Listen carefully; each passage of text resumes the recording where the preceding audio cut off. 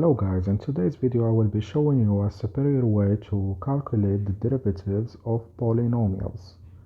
So uh, I will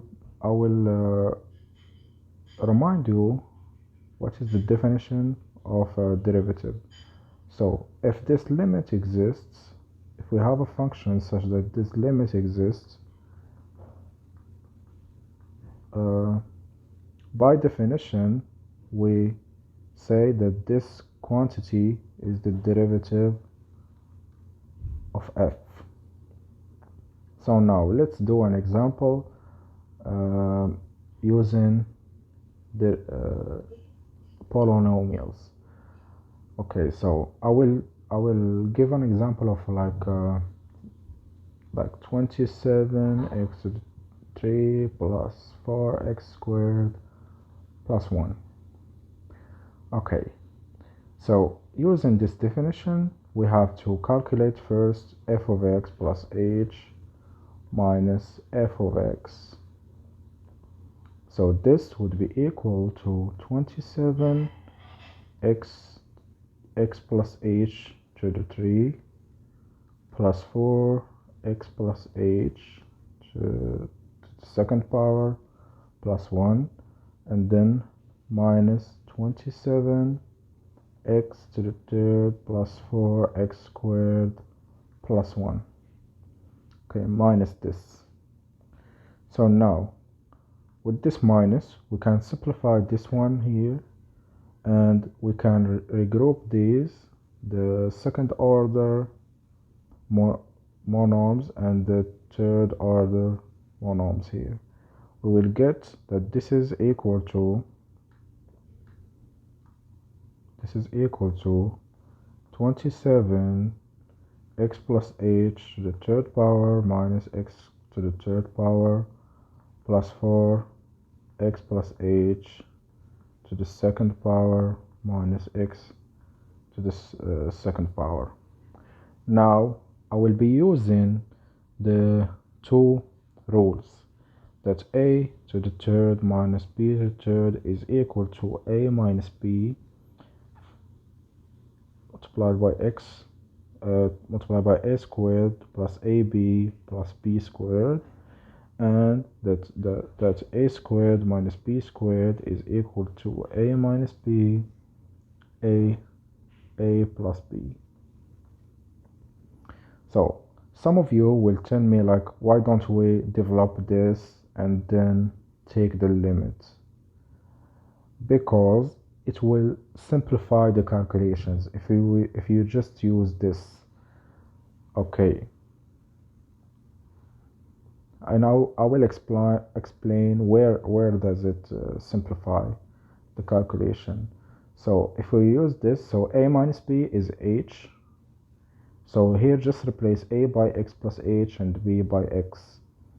And so a squared is x plus h squared plus x plus h multiplied by x plus a x squared, like this.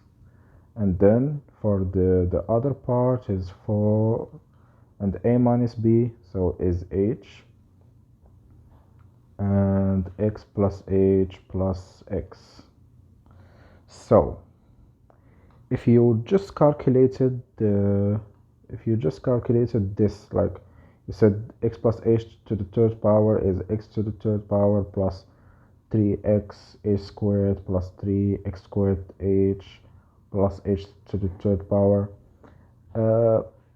it will require more calculations, because here if you notice, we will not calculate this part here and we will not calculate this part here, because as h goes to 0, this just will go to x squared, and this will go to x squared, and this is already x squared.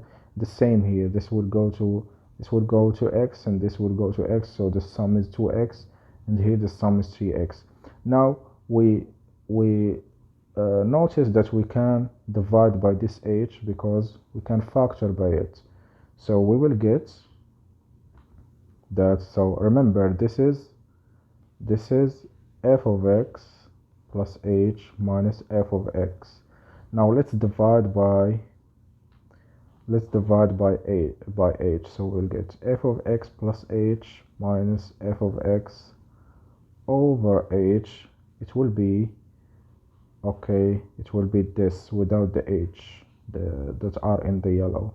It will be 27 x plus h squared plus x plus h x plus x squared, like this, and then plus 4, and then 2x plus h.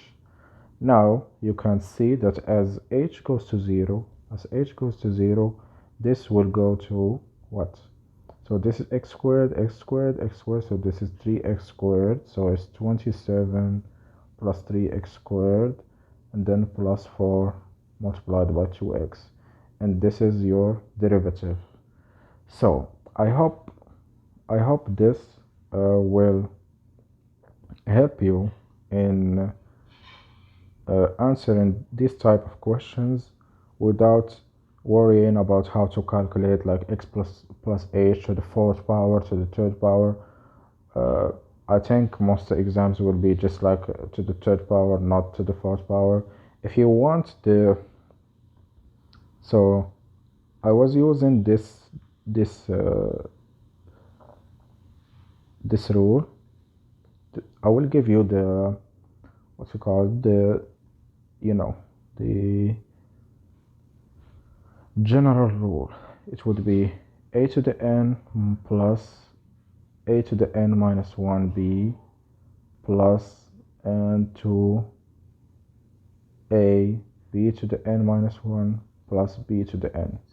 You can use this rule to calculate a to the 4 minus b to the 4 and a to the 5 minus b to the 5, and you will not be, and you are not required to calculate all, like if this a was x plus h, will not be required to calculate x plus h to the third power. So that's the powerful thing about this method, because the thing that the new students do is just they calculated this directly.